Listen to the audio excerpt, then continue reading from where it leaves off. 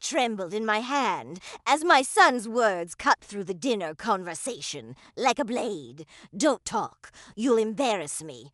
The room fell silent. My grandson's eyes darted between us, confusion written across his young face. At 72 years old, I had survived poverty, loss, and heartbreak.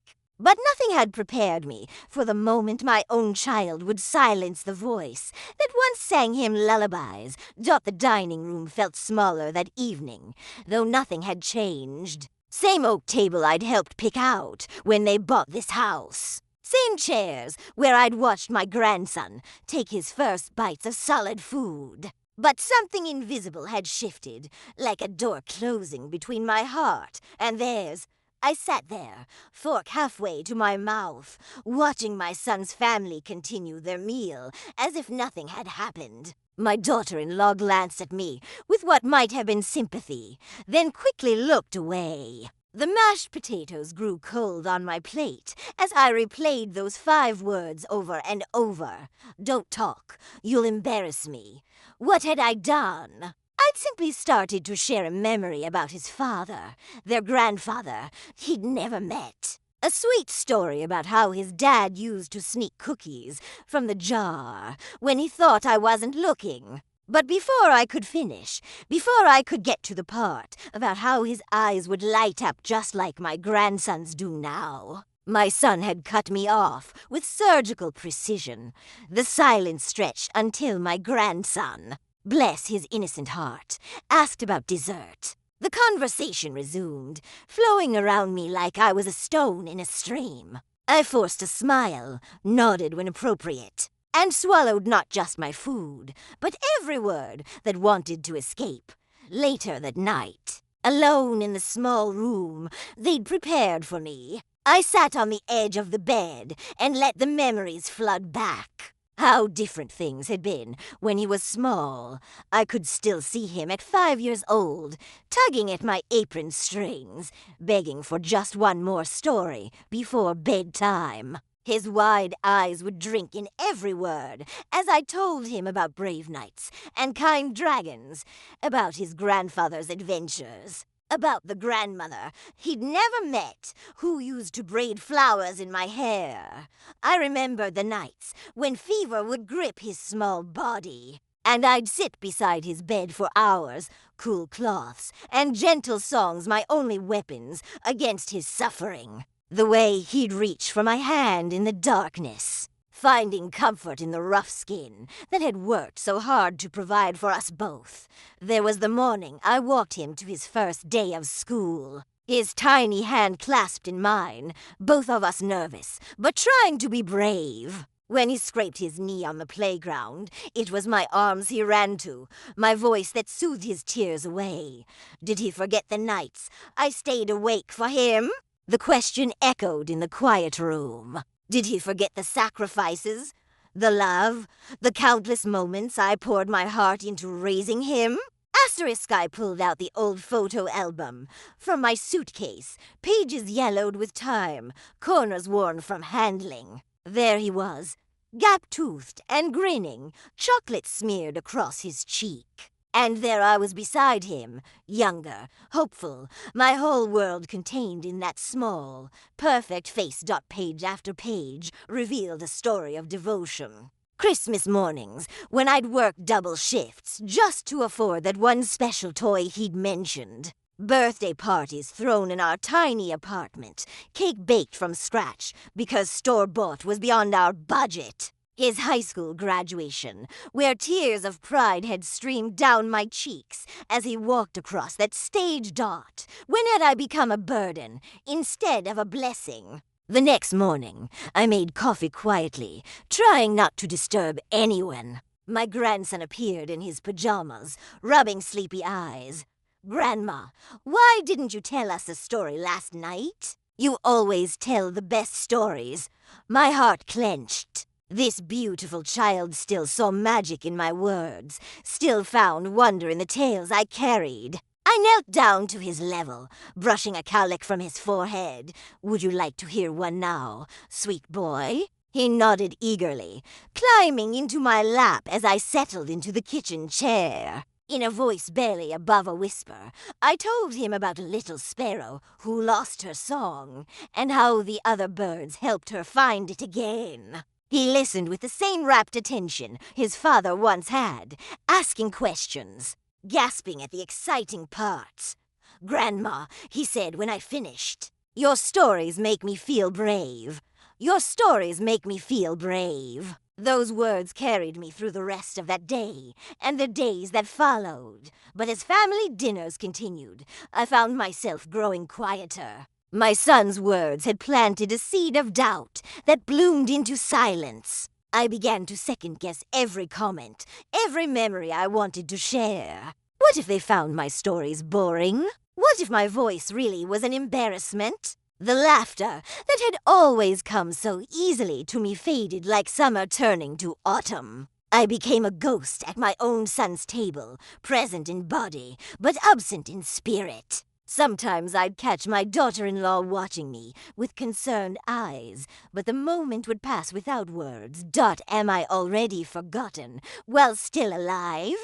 The thought came to me one evening as I watched them discuss vacation plans, their voices animated and full of excitement. They spoke around me, past me, but never to me. I might as well have been invisible. That night, I did something I hadn't done in years. I wrote a letter, "My dearest son." I began, my handwriting shaky in the lamplight. "I need you to know that even though your words hurt me, I understand them. I see how successful you've become, how different your world is from the one where I raised you. Maybe my stories do seem old-fashioned now. Maybe my voice doesn't fit in your beautiful home." The words poured out of me like water through a broken dam. I told him about the pride I felt watching him become a father, about how his son had his eyes, about how grateful I was for the life he'd built. I wrote about my love for him, not the love that expected anything in return, but the love that simply existed, constant as breathing. "I will always be proud of you," I finished, tears blotting the ink. "Even if my voice embarrasses you, my heart will never stop singing your praises." I folded the letter carefully and tucked it between the pages of my photo album. Some words, I realized, were meant to be written, but never sent. They were prayers whispered into the darkness, love offered without expectation of return. And if you're still listening to this story, it means it has touched something in your heart. Maybe you recognize the grandmother, or maybe you see yourself in the son. Either way, please stay with me, because what happened next changed everything. Days blended into weeks. I perfected the art of being present without being heard. But love has a way of finding cracks in even the strongest walls. And children, blessed children, see truth that adults often miss. One evening, as bedtime approached, my grandson tugged at his father's sleeve. "Daddy, can Grandma tell me a story tonight?" My son glanced at me, something unreadable flickering across his face. "Maybe Mommy can read you a book instead, buddy." But Grandma's stories are different. They're alive. They're live. Out of the mouths of babes. Later that night, I heard my son walking past my room. I thought he'd continue to his own bedroom. But his footsteps paused outside my door, through the thin walls. He must have heard my voice, soft and melodic, weaving tales of courage and kindness for his son. Stories about a grandfather who'd never lived to meet his grandson, about resilience born from hardship, about love that endures beyond memory. I didn't know he was listening. I didn't know that my voice, the voice he'd called embarrassing, was seeping into his consciousness, stirring something he'd forgotten. The next evening, we gathered for dinner as usual. The familiar tension settled over the table like a heavy blanket. My son carved the roast with methodical precision, while his wife served vegetables. My grandson chattered about his day at school, his young voice the only brightness in the room. Then, something extraordinary happened. My son set down his knife and looked directly at me. His eyes, those eyes that had once gazed up at me with pure trust, were soft with something I couldn't quite identify. "Mom," he said quietly, his voice carrying across the table like a bridge. Would you share a story with us tonight?" The words hung in the air. I stared at him, afraid I'd misheard, afraid this was some cruel trick my lonely heart was playing on me. "Please," he added. And there was something broken in that single word. Something that sounded like the little boy who used to beg for just one more tale before sleep claimed him. My eyes filled with tears as I looked around the table. My daughter-in-law nodded encouragingly. My grandson bounced in his chair with excitement. And my son who had silenced me, waited with patient eyes for me to find my voice again. I cleared my throat, tasting salt from the tears I tried to hold back. Then, in a voice that trembled with emotion, but grew stronger with each word, I began to speak. I told them about the first time I held my son as a baby. How he fit perfectly in the crook of my arm. How his tiny fingers wrapped around mine with surprising strength. I shared the story of the day he learned to ride a bicycle, how I ran beside him holding the seat, and how my heart soared when I realized he was pedaling on his own. As I spoke, the room transformed. The walls seemed to expand, filling with warmth and memory. My son's eyes never left my face, drinking in every word like a man dying of thirst. His wife reached over and squeezed my hand. My grandson listened with wonder, learning about a father he'd never known existed beneath the serious man who tucked him in each night. When I finished, silence filled the room again, but this time it was the good kind of silence. Heavy with love and understanding. My son's voice was rough when he finally spoke. "Mom, I'm sorry. I almost silenced the very voice that shaped me into who I am." Before I could respond, my grandson scrambled out of his chair and wrapped his small arms around my neck. "Grandma," he whispered fiercely, "you could never, ever embarrass me. Your voice is my favorite sound in the whole world." In that moment, I understood something profound about love and family, about the threads that bind us together across generations. Sometimes we get so caught up in becoming successful, in fitting into our carefully constructed lives, that we forget the voices that first taught us how to dream. My son had built a beautiful life, bigger and grander than anything I could have imagined when I was raising him alone. But in his success, he'd almost lost sight of the foundation upon which it was built. He'd almost silenced the stories that made him who he was. That night, after dinner, he came to my room. In his hands was a photo I recognized, the two of us on his first day of kindergarten, both of us trying so hard to be brave. "I found this in your album," he said softly. I'd forgotten how scared I was that day. But you held my hand and told me stories about brave little boys who grew up to do amazing things. You made me believe I could be anything. We talked until dawn. My son and he told me about the pressures he felt, about wanting to fit in with his colleagues, about fearing that my simple stories might somehow diminish him in their eyes. I told him about my own fears, about becoming irrelevant, about watching him grow so far beyond me that he'd forget where he came from. "I could never forget," he said, tears in his eyes. I lost my way for a while.